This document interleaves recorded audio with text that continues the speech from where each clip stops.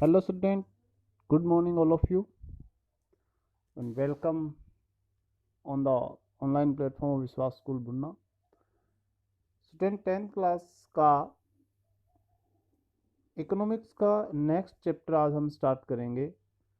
इसका टाइटल है money and credit,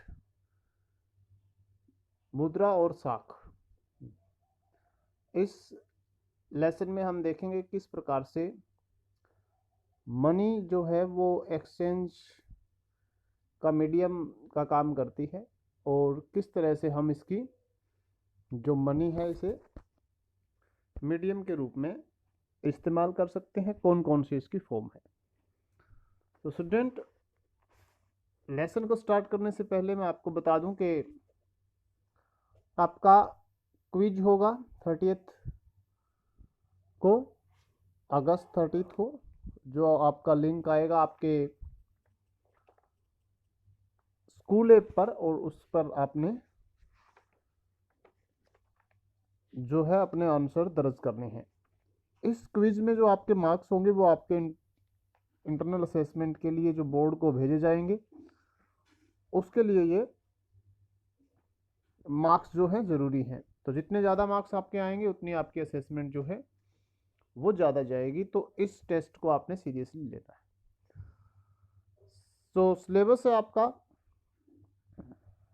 तो इकोनॉमिक्स का फर्स्ट और सेकंड लेसन उसमें हमने डाला है sector of the Indian economy, जो आपको टेस्ट दिया गया है. तो इसलिए 2 लेसन की आप तैयारी कर लें और उन 2 लेसन से ही आपका टेस्ट आएगा. Student, now we are going to start our lesson money and credit. Money as a medium of exchange. The use of money spans a very large part of our everyday life. पैसे का इस्तेमाल या use हमारे दैनिक जीवन में एक बहुत बड़ा रोल प्ले करता है. बहुत large part of our everyday life, हमारे जीवन का एक बहुत बड़ा भाग है. Look around you and you would easily to be able to find out, identify several transaction involve money in any single day. अगर हम अपने चारों ओर देखते हैं, आसपास देखते हैं, तो इजीली हम आइडेंटिफाई कर सकते हैं कि बहुत सारे ऐसे ट्रांजैक्शन हैं जिसमें पैसे का इस्तेमाल हुआ है एक दिन में. Can you make a list of these. आप इसकी एक लिस्ट बना सकते हैं. In many of these transaction, इन ट्रांजैक्शन में से goods are being bought and sold with the use of money.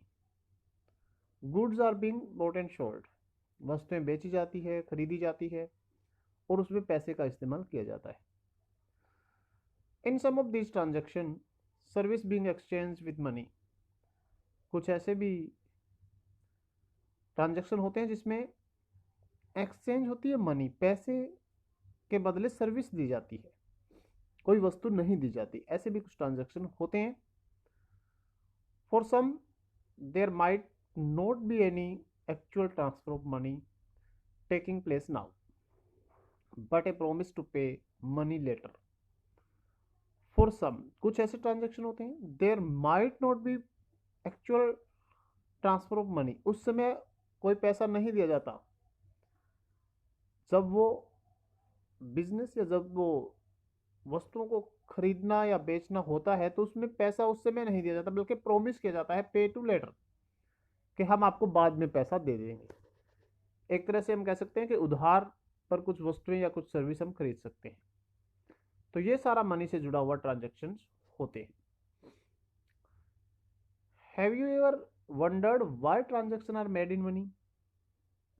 क्या आप इस बात से हैरान हैं कि पैसे में ही लेन देन क्यों होते हैं. The reason is simple. A person holding money can easily exchange it for any commodity or service that he or she might want. सीधा सा कारण है कि जिस व्यक्ति के पास पैसा है, पर्सन होल्डिंग मनी, जिस व्यक्ति के पास पैसा है वो इजीली के साथ उसको, यानी कि कोई भी वस्तु वो उससे खरीद सकता है. Thus everyone prefer to receive payment in money. इसलिए सारे लोग जो है वो पेमेंट जो है वो मनी पैसे में लेना पसंद करते हैं, and then exchange the money for things that they want, और उस पैसे से वो अपने वस्तुएं मनचाही ले सकते हैं। Take the case of a shoe manufacturer. अब एक एग्जांपल लेते हैं शू मैन्युफैक्चरर का। जूते निर्माता है, जूता बनाने वाला है। He want to sell shoes in market and buy wheat. अब वो क्या चाहता है? Sell shoes in market and buy wheat. गेहूं खरीदना चाहता है और अपने जूते बेचना चाहता है। जूता मैन्युफैक्चरिंग करने वाला व्यक्ति है। The shoe manufacturer will first exchange shoes that he has produced for money।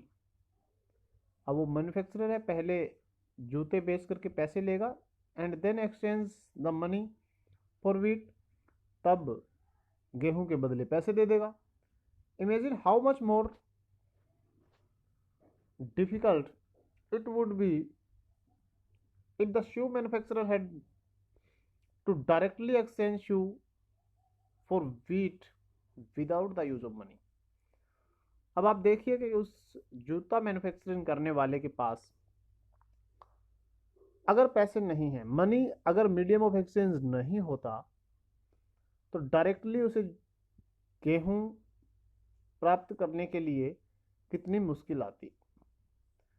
He would have to look for a wheat growing farmer. पहले उसको एक किसान ढूंढना पड़ता जो गेहूं उगाता है। who not only want to sell wheat but also want to buy the shoe in exchange। अब वो किसान केवल गेहूं ही ना बेचना चाहता हो, बल्कि वो जूते भी खरीदना चाहता। ऐसा किसान यानी कि उसको ढूंढना पड़ता जो अपना गेहूं बेचना चाहता हो और उसके बदले में जूते लेना चाहता हो। That is both party have to agree to sell and buy each other community. और इस सौदे में दोनों जो पार्टी है, जूते वाला जूते देना चाहता है, गेहूं वाला गेहूं दे करके जूते लेना चाहता है, जूते वाले को गेहूं चाहिए, तो बोथ द पार्टी एग्री होनी चाहिए थी सेल और बाय करने के लिए। This is known as double coincidence of want. अब ये जो सिचुएशन होती है इसको डबल कोइंसिडेंस ऑफ वांट कहा जाता है। इंपॉर्टेंट टर्म है आवश्यकताओं का दोहरा संयोग, यानी कि दोनों तरफ आवश्यकताएं हैं और दोहरा संयोग है। संयोग क्यों है? क्योंकि जूते बेचने वाला जूते दे करके गेहूं लेना चाहता है और गेहूं लेने वाला गेहूं बेच करके जूते लेना चाहता है, तो ऐसा संयोग मुश्किल से होता है। डबल कोइंसिडेंस ऑफ वांट इसे कहा जाता है। What a person desire to sell is exactly what the other wishes to buy. इसमें क्या होता है? What a person desire to sell, एक व्यक्ति क्या बेचना चाहता है, is actually what is other to wishes buy, और दूसरा क्या खरीदना चाहता है। उन दोनों की सोच मिलनी चाहिए, उन दोनों की विशेष जो है इच्छा है वो दोनों की मिलनी चाहिए। In a barter system. ये जो बार्टर सिस्टम है, बार्टर सिस्टम मतलब अदला बदली का सिस्टम जो है, where goods are directly exchange without the use of money, जहां पर बिना पैसे का उपयोग किए वस्तुओं की अदला बदली होती है। जैसे जूते वाले ने जूते देकर के गेहूं ले लिया, गेहूं वाले को जूते मिल गए, तो इसको बार्टर सिस्टम कहेंगे कि वस्तुओं की अदला बदली उन्होंने की, लेकिन पैसा कभी नहीं, पैसा इसमें इस्तेमाल नहीं हुआ, मनी एक्सचेंज नहीं हुआ। Double coincidence of wants is an essential feature. अब ये डबल कोइंसिडेंस ऑफ वांट है, ये एक एसेंशियल फीचर है, महत्वपूर्ण विशेषता है। In contrast, in all economy where money is used money by providing the crucial intermediate step eliminate the need of double coincidence of want। अब जिन अर्थव्यवस्थाओं में पैसे का उपयोग होता है वहां पर इंटरमीडिएट का काम करता है पैसा, और कोइंसिडेंस ऑफ वांट को समाप्त कर देता है, एलिमिनेट कर देता है, खत्म कर देता है आवश्यकताओं के दोहरे संयोग को। It is no longer necessary for the shoe manufacturer to look at a farmer who will buy these shoes and at the same time shall buy him to the wheat। अब गेहूं बेचने वाले के पास जूते की आवश्यकता नहीं है, जूते लेने वाले को गेहूं देने की आवश्यकता नहीं है, यानी कि आवश्यकताओं का दोहरा संयोग है वो समाप्त हो जाता है। Money act as an intermediate in the exchange process is called medium of exchange. और पैसा जब इसमें इस्तेमाल होता है वस्तुओं को लेने में देने में, तो उसको मीडियम ऑफ एक्सचेंज कहा जाता है। मनी जो है, पैसा है, वो माध्यम है आपके खरीदने का, खरीदारी का, तो मीडियम ऑफ एक्सचेंज के रूप में मनी काम करता है।